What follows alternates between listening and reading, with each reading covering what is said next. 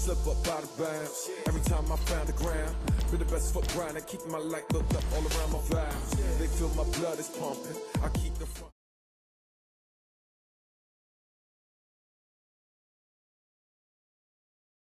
Unless they can guarantee a kill on Sing. Sing though really needs his time. His entry is just a little bit better. I know he was sending back the members of Team Zone, specifically Kenny, but he should not have eaten all those turret shots in the hopes that he'd be able to take someone down because they need him to lock in. OP also having the Winter Crown there was very clutch. Definitely Bankai could have just straight up blasted him, but he was able to Winter Crown away the passive of the Yuzhong. Yeah. And the combo, the full combo too. I guess Sing didn't really notice that the turret shot was on him too. Yeah, the man was so locked in with getting that kill. He really wanted that. He wanted it, but now how do they even contest for this Lord, right? It's an almost guaranteed non-contestion for CFU. His Team Zone just locked in their base, unable to do much about it, right? If one of them get picked off at 60 minutes into the game, it's roughly like a 30 to 40 second, depending on who dies, respawn timer, which is pretty much game over at this point, knowing that the Lord is going to spawn in about roughly 10 seconds. Yeah, CFU Gaming can definitely finish it off here unless errors again, a little bit of jitters or over-eagerness to end it, leading to members of CFU Gaming, especially Sing or OP, maybe even Wadu falling down unnecessarily early. Zone, still, same condition. Wait for CFU and hope they make a mistake. Wadu, who's 7-1-4, by the way, on this Lapu-Lapu. And now Boxy once again, but he gets stunned by Bright. But nonetheless, look at the damage from the Blazing 2 and the Winter Crown! Sing is able to do so much, and now without any hesitation, gets to lock on the towers. Game 1 finally goes over to CFU. That was a beautiful adaptation right at the very end. They had already made sure that they have conditioned their opponents. Who comes in first? It's always Boxy. And if you don't stop him, guess what? You open up angles for everybody else to start trickling in. Blazing Winter, very good. That's my analysis. Yep. You use your stun as the high loss.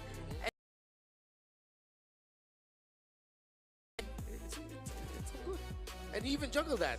He ended the game with Immortality. He juggled this Winter Crown Immortality just in case he got taken down. That was a great angle, great read by Sing, and now of course, Zone really have to go back to the drawing board here because I feel like that draft could have gone on differently. The last two picks feel like they just settled into, okay, what's comfortable for us? What is the best pick for us personally, but not for the big picture? I feel like their big picture was too narrow, actually. Their first opening picks weren't too bad. The high loss did not necessarily need to come out there. And I think they could have waited for maybe even like third pick to see, oh, you pick the Cho first, and then maybe we look for a different opportunity later down the line. But at the end of it all, right, I wouldn't say that it's Bright's fault. I think a lot of it just boils down to where the rotation needed to go on the map. They were worried for K's life, and that is why they kept on leaning to that side of the map when CFU decided to try and blockade them through that river. But Bankai, if they just got him back one kill after the turtle fight, he might have go even against Wadu later down the line. Yeah, it's been a consistent thing for Zone for the entirety of M7. Bankai's laning, Bankai's first or second turtle. Zone needs to help him out more. I think K and the gold lane is completely fine, but when it comes to the EXP lane, that's been the major pain point for Zone and what teams have now been looking at as the main weakness that they can focus on. And if Zone can't help their EXP laner, it's not going to be a good time for them.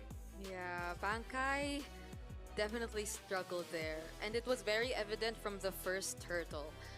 And that's not how you want to see a Yuzhong, because you would assume that a Yuzhong in your team would almost guarantee you a first turtle or two. Yeah, But that wasn't the case for this game in for Team Zone. But I guess it's a template they try to follow in terms of the draft, because I think for majority of their previous games, it's always been Bright's hero prioritized for first two. But that was the Gadot that we're talking about, and it's a bit different now. It is a little bit different, but I guess it could come down to, is this really boiling down to experience? Because the only time I saw quote-unquote experience really start to come through was at the very end with all the built-up conditioning up until that point. The laning gaps were pretty obvious that it was going to happen. You could see the posturing happen from a mile away, and not to mention, it's not like Bright didn't know what was going on. He actually spotted out a majority of the members before they even got to the dive. Right. They had the vision, they had what they needed, but they just could not make it work. And when they don't make it work in the early game, then Wadu is happy.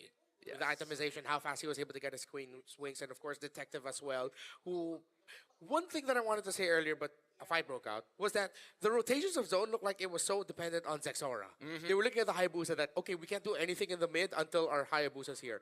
While for CFU, you essentially had two roamers rotating. Yeah. It's Boxy going one way, it's Detective going another. Yeah, yeah. If Detective is here, Boxy's on another area getting vision and seeing who in the members of Team Zone are backing up and trying to defend the aggressive rotation from CFU. So it was a good juggle between the jungler and the roamer of CFU Gaming. Yeah, hopefully this isn't how, or this isn't a negative way to look at Zixora being the leader of the team, and I hope they get to address that moving forward, because we have Boxy as our MVP, who I think did a lot more than just those Way of the Dragon entries. I think there's an argument that he probably should, they should ban it out. They should ban out this show. If not, take it for yourself, because he's doing so much for the team. He's making these amazing off-tempo plays. And I love off-tempo plays because he knows exactly the timing of, hey, if I do this right now, we get a non-contest for the turtle. If I do this now, we put Wadu in a much better position. And that's the beauty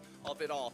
But I think it's time, boys and girls, let's look at the highlights and let's really break this down. Because as we see this game continue to progress, every single moment in this game is highly dependent on who gets those first initial kills, right?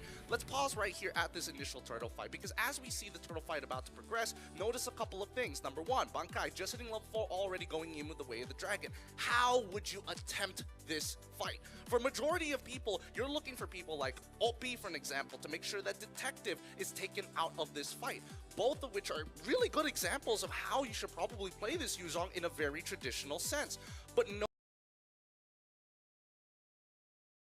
you know, if my little tools would just update real quick, I could show you exactly, because the north side of the turtle was probably going to be the worst part of this fight. Here is the kill zone for the side of Team Zone. Anything within this area of the map is within their portion of influence. On the opposite side, if, let's say, move up this way across the map and stick around their influence zone closer to their mid lane. Oh, whoops.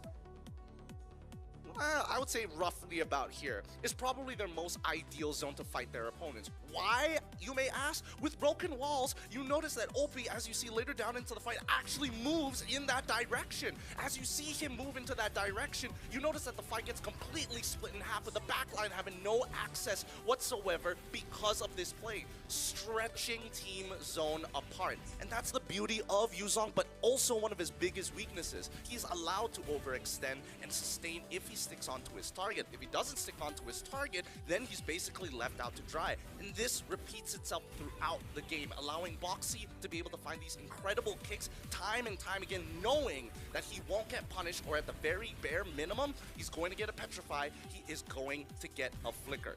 Great game overall, a good show of experience and conditioning from the side of CFU, but I think for Team Zone, their biggest adjustment right now